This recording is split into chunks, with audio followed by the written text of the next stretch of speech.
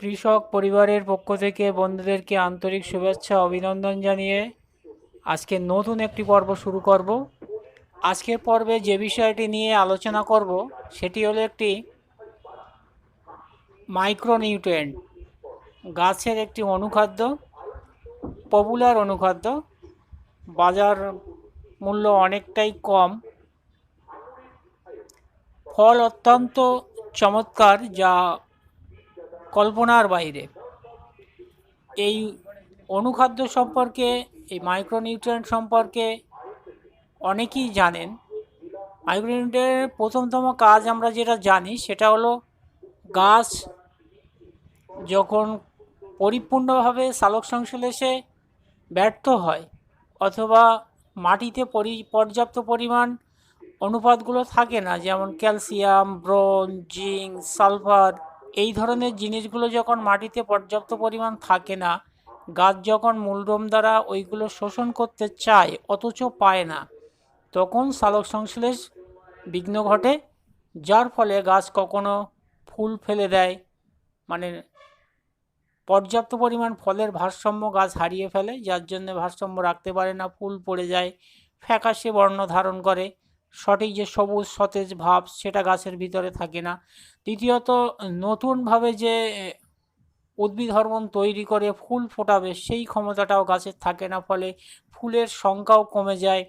দ্বিতীয় কথা হলো, গাছের নতুন যে পাতা বার হবে সেই পাতাটাও অনেক সময় বার হতে পারে না, গাছটা একেবারে যারে আমরা কৃষক বাংলায় বলি যে থুবড়ো লাগা, একদম থমথমে হয়ে যায়, নতুন পাতা নেই, ফ্যাকাশে হয়ে গেল, ফুল নেই, ফল নেই, কিচ্ছু নেই, একটা গাছ তা গাছ, এরকম একটা পরিস্থিতি। ঠিক সেই জায়গায় দাঁড়িয়ে এই মাইক্রোনিউট্রিয়েন্টগুলো কাজ করে। মানে এদের ভিতরে, অনুখাদ্যটার ভিতরে, এখানে ব্রন থাকে, মলিবডেনাম থাকে, অ্যামাইনো অ্যাসিড থেকে শুরু করে চিলাটেড জিঙ্ক থাকে, এই রকম অনেক ধরনের জিনিসগুলো দিয়ে অনুখাদ্যগুলো তৈরি করা হয়। এগুলো পাউডার ফরম্যাটে অনেক সময় পাওয়া যায়, আবার অনেক সময় লিকুইড ফরম্যাটেও পাওয়া যায়। আপনার যেটা খুশি আপনি সেটা ব্যবহার করতে পারবেন, তবে একটা বিষয়ে লক্ষ্য রাখবেন, যদি আপনি পাউডার ফরম্যাটে ব্যবহার করেন তাহলে ওর সঙ্গে একটা আঠা ব্যবহার করবেন। আপনার পর্যাপ্ত পরিমাণ যে আটাটা আপনি নাগালের কাছে পাচ্ছেন সেই আটা আপনি ব্যবহার করতে পারেন, কোনো সমস্যা নেই। তবে পাউডার ফরম্যাটে যেগুলো থাকে সেইগুলো থেকে লিকুইড এগুলো কাজ করে খুব ভালো।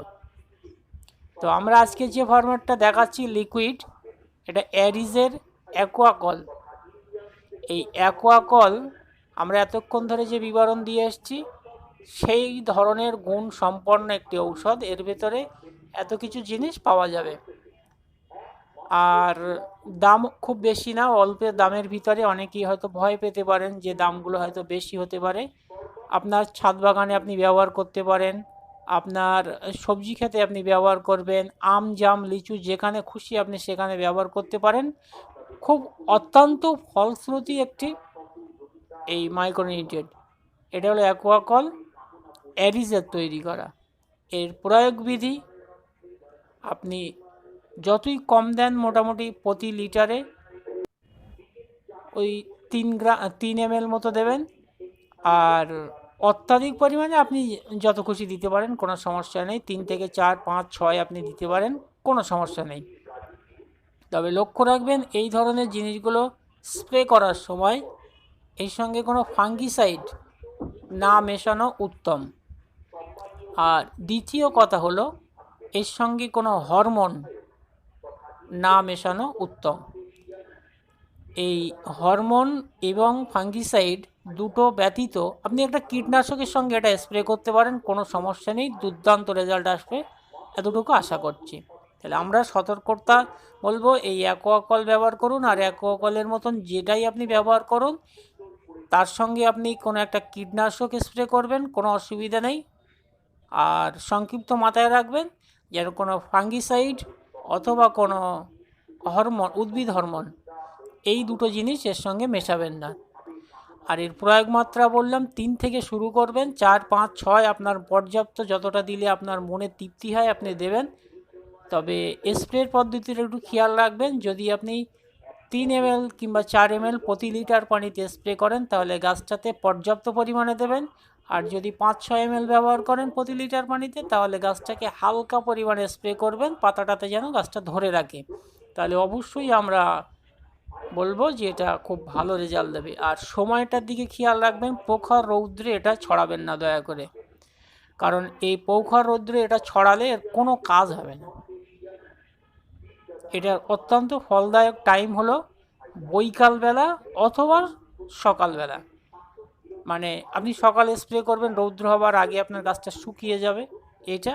আর দ্বিতীয় কথা হলো আপনি বিকালবেলা স্প্রে করবেন, ঠান্ডা যদি আপনার গাছটা থাকবে। আরও একটা উত্তম ফর্মুলার সঙ্গে আমরা বলে দিই, যদি আপনি পানি দিয়ে থাকেন খেতে, আপনার এই ধরনের ঔষধগুলো যখন ব্যবহার করবেন ক্ষেতটা ভেজা ভেজা থাকবে, ময়েশ্চার থাকবে মাটিতে, মাটিটা ভিজা ভিজা একটা ভাব থাকবে, ওই সময়টায় ছড়াবেন। পারলে আপনি এটা ছড়ানোর পরই স্প্রে করবেন। আপনি জানেন যে আজকে পানি দেবো খেতে, পানি দিতে হবে, আপনি তাহলে এক কাজ করুন, আগে ওষুধটা ছড়িয়ে নিন, আপনার ওষুধ ছড়ানোর পরেই আপনি পানি দিয়ে দেবেন। তবে ক্ষেতটা শুকিয়ে রাখবেন না, কোনো শুকনো জমিতে এই ধরনের ওষুধ স্প্রে করবেন না, কোনো ফল আসবে না। এতক্ষণ ধরে সঙ্গে থাকার জন্য অসংখ্য ধন্যবাদ আপনাদেরকে।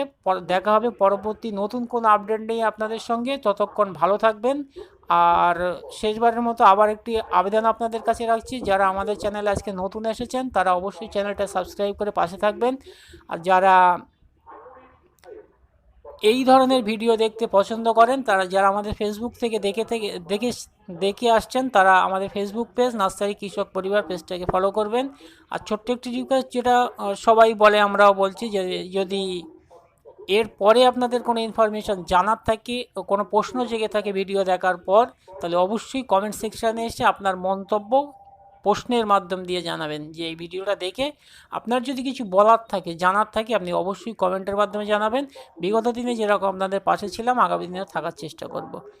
শুভকামনা রইল, ভালো থাকবেন।